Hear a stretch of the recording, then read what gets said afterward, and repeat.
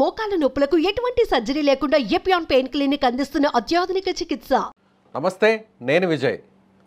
ప్రపంచాన్ని వణికించినటువంటి మహమ్మారి కోవిడ్ ఇప్పుడు మళ్ళీ వార్నింగ్ బెల్స్ను మోగిస్తుందా? ఇప్పటికే సింగపూర్, హాంకాంగ్ దేశాల్లో కోవిడ్ మళ్ళీ విజృంభిస్తుందనేటువంటి వార్తలు చూస్తున్నాం. అయితే ఇప్పుడు తాజాగా మన ఇండియాలో కూడా మళ్ళీ కోవిడ్ కేసులు నమోదవుతున్నాయి. ప్రజెంట్ యాక్టివ్గా ఉన్నటువంటి కేసులు దాదాపు 257 వరకు ఉన్నాయి. అందులో కేరళ, మహారాష్ట్ర, కర్ణాటక ఇలా వివిధ ప్రాంతాల నుంచి కూడా కేసుల సంఖ్య పెరుగుతుంది.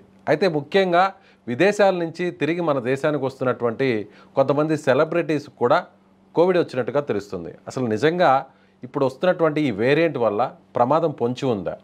కేసుల సంఖ్య మరింత పెరిగే అవకాశం ఉందా? వీటి గురించి డిస్కస్ చేద్దాం. మనతో పాటున్నారు ప్రముఖ వైద్య నిపుణులు రవికాంత్ గారు. సార్ నమస్తే. నమస్తే అండి. సార్, ఈ కోవిడ్ పేరు చెప్పగానే అందరూ కూడా 2020 ఆనాటి పరిస్థితులే గుర్తుకొస్తాయి. మళ్ళీ ఆ స్థాయిలో ఇప్పుడు కోవిడ్ ఏమన్నా విజృంభించే అవకాశం ఉందంటారు ఈ వేరియంట్? నా ఉద్దేశంలో అయితే కోవిడ్ ఎక్కడికి పోలేదండి. మళ్ళీ రావటం మళ్ళీ పోవటం అనే మాట లేదు. నా ఉద్దేశమే కాదు, ఇది అందరూ ఏకీభవించాలి. ఎందుకంటే కోవిడ్ అనేది సహజీవనం చేసే జీవి. అది మొట్టమొదటిసారి పాండమిక్ అంటాము. పాండమిక్ అనేది మొట్టమొదటిసారి కొత్త వైరస్ వచ్చినప్పుడు సృష్టిస్తుంది. పాండమిక్ అంటే మన బాడీ ఏది అంటే ప్రపంచంలో ఉన్న ఏ జీవికి దానిని రుచి చేయలేదు కాబట్టి, అంటే అది దర్శించలేదు కాబట్టి, ఇమ్యూనిటీ లేకపోవడం వల్ల ప్రతి వ్యక్తిని, ప్రతి జీవిని ఎఫెక్ట్ చేస్తుంది. సో అప్పుడు పాండమిక్ వచ్చింది. ఒక్కసారి అది మనిషి జీవితంలోకి వచ్చాక అది ఎక్కడికి పోదు, అంటే సహజీవనం చేస్తూనే ఉంటుంది. ఇది కరెక్ట్ గా చెప్పాలంటే ఇంతకు ముందు మనం ఫ్లూ అనేవాళ్ళం, ఇన్ఫ్లుయెన్జా, ఫ్లూ. ఇన్ఫ్లుయెన్జా 1918 ఆ ప్రాంతంలో పాండమిక్ వచ్చింది. అంటే అది మొట్టమొదటిసారి మన మనిషి జీవితంలోకి ఎంటర్ అయింది.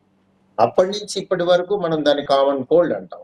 అంటే అది మొదట్లో ఇట్లనే మహమ్మారిగా అందరినీ ఇబ్బంది పెట్టి సహజీవనం చేస్తూ కొంతమందిలో విజృంభణ ఉంటుంది.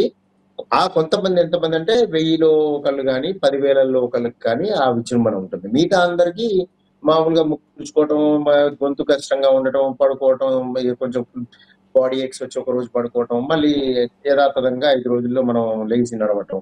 దీన్నే ఇప్పుడు మీరు చూసినట్టయితే కోల్డ్ పారాసెటమాల్ కి అయితే 10 రోజులు, ఇంకో దానికైతే వారం రోజులు, లేకపోతే 7 రోజులు అంటారు చూడండి, ఆ టైప్. వైరస్ అనేది సహజీవనం చేయటం ఒకటి పాయింట్. వైరల్ ఇల్నెస్ అన్ని కూడా స్పాంటేనియస్ గా తగ్గుతాయి, అంటే దానంతరవే సర్దుకుంటాయి. కొంతమందిలో రీజన్స్ వాట్ ఎవర్ మేబీ, అంటే వైరస్ కి ఆ మనిషికి సహజీవనం చేసే పరిస్థితి లేకపోవటం అవ్వచ్చు, అంటే ఇమ్యూనిటీ మనిషిలో తక్కువ ఉండొచ్చు, లేకపోతే వైరస్ లో విరులెన్స్ ఎక్కువ ఉండొచ్చు, అదనంగా వేరే వ్యాధులు ఉండొచ్చు. సో ఇవన్నీ కూడా కూడగట్టుకొని కొంతమందిలో ఇది విజృంభించి న్యూమోనియాకి దారితీస్తుంది. న్యూమోనియా అంటే ఊపిరితిత్తుల ప్యారెంకైమాలోకి వెళ్ళి దాన్ని దెబ్బతీయటమే కాకుండా అవయవాల్లోకి, బ్లడ్ లోకి స్ప్రెడ్ అయ్యి వైరీమియా అంటాం. దాంట్లోంచి అన్ని అవయవాలను ఎఫెక్ట్ చేసి అందులో మాకు గుండె కూడా మా దగ్గర కూడా వచ్చే అవకాశం ఉంటుంది, మయోకార్డైటిస్ అని. సో ఆ విధంగా మేము మయోకార్డైటిస్ కాంప్లికేటెడ్ కేసెస్ చూస్తూ ఉంటాం. ఇది కోవిడ్ విషయంలోనే కాదండి, ఏ వైరస్ అయినా for that matter, adeno virus. కానీ సార్, ఇప్పుడు వెలుగు చూస్తున్నటువంటి కేసులన్నీ కూడా వేరే దేశాల్లో, సింగపూర్, హాంకాంగ్ ఇలాంటి దేశాల్లో కావచ్చు, ఇప్పుడు కొత్తగా మన దేశంలోని వివిధ రాష్ట్రాల్లో కూడా నమోదవుతున్న కేసుల గురించి, అంటే ఇది పాత వేరియంటేనా లేదంటే కొత్తగా వచ్చినటువంటి వేరియంటే? దీంట్లో మ్యూటేషన్ చేంజెస్ ఎలా ఉంటాయి? అంటే పాత వేరియంటే ఉంటుంది కానీ కొంచెం వేరియేషన్ ఉంటుంది. లిటిల్ వేరియేషన్ ఉన్నప్పుడు అది బయటకు వస్తుంది కంపారిటివ్ గా. అంటే అది జీవించడానికి ప్రయత్నం చేసినప్పుడల్లా మ్యూటేషన్ వచ్చి మారుతూ ఉంటుంది. అంటే లేకపోతే అది సర్దుబడిపోతుంది. అంటే మనం మన జీవన శైలిలో మార్పులు చేసి అప్డేట్ అయితేనే మనం కూడా రాణిస్తాం అన్ని విషయాల్లో. అలానే ఆ వైరస్ కూడా కాలాంతరంలో నువ్వు మళ్ళీ పైకి వచ్చి అది బతకడానికి మ్యూటేషన్స్ వస్తాయి. ఆ మ్యూటేషన్స్ ఉంటాయి, అది సహజమే. సో అది వచ్చినప్పుడే మనకి బయటకు కనిపిస్తూ ఉంటుంది సీజన్స్ లో. సో ఇప్పుడు ఏంటి అంటే నేను చెప్పేది ఏమిటి అంటే, ఇప్పుడు ఫర్ ఎగ్జాంపుల్ నేను అపోలో హాస్పిటల్ జూబ్లీస్ లో ఉన్నా కదా, ఇక్కడ మీకు ఫిజిషియన్స్ అందరూ కూడా వారానికి కూడా కాదు 10 రోజులకు ఒక 2 చూస్తున్నారు. 10 రోజులకి 2 వరకు కోవిడ్ కేసెస్ ని చూడటం జరుగుతుంది. ఏది కూడా విజృంభించి న్యూమోనియా మనకి ఐపీ పేషెంట్ అంటే ఇన్ పేషెంట్ గా మారి ఐసీయూలో చేరటం జరగట్లేదు. ఎస్, ఇప్పుడు అండ్ ఆల్రెడీ మీరు ట్రేస్ అవుట్ అవుతున్నాయి, మీరు చూస్తున్నారు, వాళ్ళకి ట్రీట్ కూడా చేస్తున్నారు ఇక్కడ హాస్పిటల్లో, మీరు అక్కడ ఉన్నటువంటి హాస్పిటల్లో క్లినిక్లో అంటున్నారు. ఇప్పుడు వచ్చినటువంటి వీరందరూ అవును. కూడా ఒకవేళ కోవిడ్ ట్రేస్ అవుట్ అయితే టెస్టులు చేసిన తర్వాత ఇది ఎన్ని రోజులు బాడీలో ఉండే అవకాశం ఉంది? దీని తీవ్రత అంటే సిమ్టమ్స్ కావచ్చు, జ్వరం వంటి లక్షణాలు కావచ్చు, ఇవి ఎన్ని రోజులు ఉండే అవకాశం ఉంది? ఇది వేరియబుల్ అండి. ఈ క్వశ్చన్‌కి ఆన్సర్ ఏంటంటే వేరియబుల్. అంటే కొంతమందికి అసలు లక్షణాలే ఉండవు. అంటే ఏ బాధరబంది లేకుండా బయట ఊరికే పరీక్షలు చేసుకుంటారు కదా మన దగ్గర కామన్‌గా. ఈ ఊరికే పరీక్షల్లో ఎవరైనా కోవిడ్ చేస్తే అది బయటపడటం అదొకటి. బాధతో వచ్చినప్పుడు అంటే జలుబు, బాడీ ఏక్స్‌తో వచ్చినప్పుడు వాళ్ళకి పాజిటివ్ వచ్చిన వాళ్ళు కొంతమంది 3 రోజులకు గాని, 5 రోజులకు గాని సర్దుకుంటుంది. మెజారిటీ పీపుల్‌లో చాలా ఎక్కువగా ఉండేది 2 రోజులే. ఒక రోజు, 2 రోజులు. అంటే జ్వరం తగ్గిపోతుంది. వైరస్ కూడా వెళ్ళిపోతుంది. అంటే 3 days maximum at the most 5 days virus బాడీలో ఉండేది. మెజారిటీ ఆఫ్ టైమ్స్ వైరస్ త్వరగానే వెళ్ళిపోతుంది బాడీలోంచి. అయితే వైరస్ చేసే పనులు మాత్రం ఉంటాయి. అంటే ఏంటవి? ఇప్పుడు బాడీ ఏక్స్ అన్నాను కదా! బాడీ ఏక్స్ లాంటివి సర్దుకుపోయి తర్వాత తగ్గిపోవటం ఉంటుంది. జ్వరం తర్వాత సర్దుకుపోతుంది, తగ్గిపోతుంది.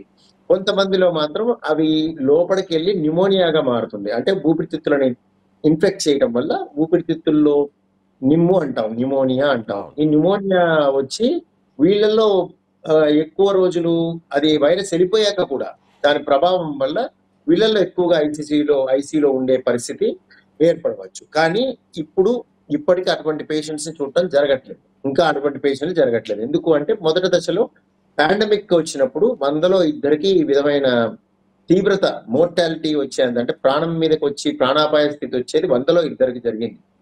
ప్రాణాపాయ స్థితి. హాస్పిటల్ అడ్మిషన్ అయ్యే పరిస్థితి 100లో 15 మందికి జరిగింది. ఇది ఎప్పుడు నేను చెప్తుంది పాండమిక్‌లో 2020. ఇప్పుడు మాత్రం ఆ విధంగా లేదు. ఇప్పుడు 1000లో ఒకళ్ళకి మాత్రమే ప్రాణాపాయ స్థితి ఉంటుంది.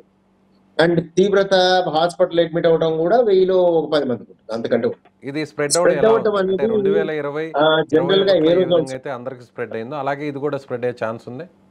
స్ప్రెడ్ అవ్వటం సేమ్. మీరు ఇంతకు ముందు ఎలానో అలానే కొత్త విషయం ఏం లేదు. ఇదే కాదు for that matter any flu virus. It travels through nose లోంచి గాని, మౌత్ లోంచి గాని ఎయిర్ డ్రాప్లెట్స్ వచ్చి అవి పక్కన దగ్గరలో ఉన్న వాళ్ళకి వ్యాపిస్తాయి. అందుకే మాస్క్ పెట్టుకోమంటాం. వచ్చిన వాళ్ళేమో వేరే వాళ్ళకి ఇవ్వకుండా మాస్క్ పెట్టుకోవడం, రాని వాళ్ళేమో వీలైనంత వరకు మాస్క్ పెట్టుకొని ఎవరైనా ఉన్న వాళ్ళ దగ్గరికి వెళ్తే రాకుండా ఉంటదని.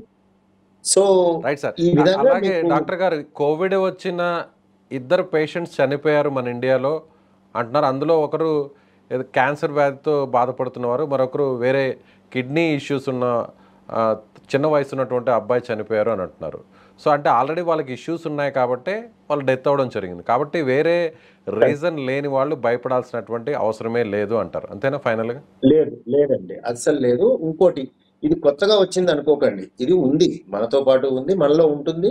ఇది సీజనల్ గా పెరుగుతూ ఉంటుంది. ప్రతిసారి మీరు బ్యాక్ వెళ్లి మీరు ప్రతి న్యూస్ ఇంతకు ముందు వచ్చిన న్యూస్ చూడండి. ఎన్నిసార్లు అన్నారు చెప్పండి? ఈ విధంగా మళ్ళీ వస్తున్నాయి, మళ్ళీ అంత భయభ్రాంతులు అయిపోయే విధంగా ఎన్నిసార్లు అన్నారు మీరే చూడండి. సో నేను బల్లగుద్ది ఏది రాదు, ఇంకో వైరస్ రాదని నేను చెప్పలేను. అలా కాదు. బట్ దెన్ కోవిడ్ విషయానికి వస్తే ఆ అవకాశం తక్కువ ఉంటుంది. ఎందుకంటే అది మనకి ఆల్రెడీ పరిచయం. వైరస్ మనకి పరిచయం కాబట్టి మన బాడీలో ఇమ్యూనిటీ ఉండి పారద్రోలే శక్తి ఉంటుంది. సో అందుకని దీని మీద అంత అంటే భయపడి కంగారు పడిపోయే అవసరం లేదు. సరైన సమయానికి డాక్టర్‌ని సంప్రదించినట్టయితే సరైన మందులు వాడి సపోర్టివ్ ట్రీట్మెంట్ తీసుకుంటే సరిపోతుంది. చాలా మందికి ట్రీట్మెంట్ కూడా అక్కర్లేదు. దానంతట అదే సర్దుకుంటుంది మెజారిటీ పీపుల్‌లో. మనం ఓన్లీ సింప్టమాటిక్ ట్రీట్మెంట్ అంటాం. లక్షణాలకు ఇవ్వాలి. దగ్గుకి, జలుబుకి, బాడీ ఏక్స్‌కి, జ్వరానికి ఆ విధమైన మందులు వాడుకుంటే చాలా వరకు సరిపోతుంది. బాగా ఎక్కువ ఉన్న వాళ్ళు మాత్రమే డాక్టర్ అటెన్షన్ అవసరం ఉంటుంది. Right sir. Thank you sir. So ఇది డాక్టర్ గారు చెప్తున్నట్టుగా దీని గురించి పెద్దగా భయపడాల్సినటువంటి అవసరం లేదు. కేవలం 3 రోజులు ఉంటుంది. తీవ్రత పెరిగితే మరో 5 రోజులు ఉంటుంది. వేరే ఇష్యూస్ ఉన్నవారు నిజంగా దీని తీవ్రత పెరిగినప్పుడు న్యూమోనియా లాంటిది వచ్చినప్పుడు నేరుగా డాక్టర్ని సంప్రదించాలి అని ఆయన చెప్తున్నారు. అయితే ఎక్కడ కూడా ఎవరు పెద్దగా ఆలోచించాల్సినటువంటి అవసరం లేదు. కోవిడ్ అనేది మనిషితో సహజీవనం చేయడం అనేది ఒక పరిపాటిగా మారిపోయిందని అని అంటున్నారు. Thank you so much.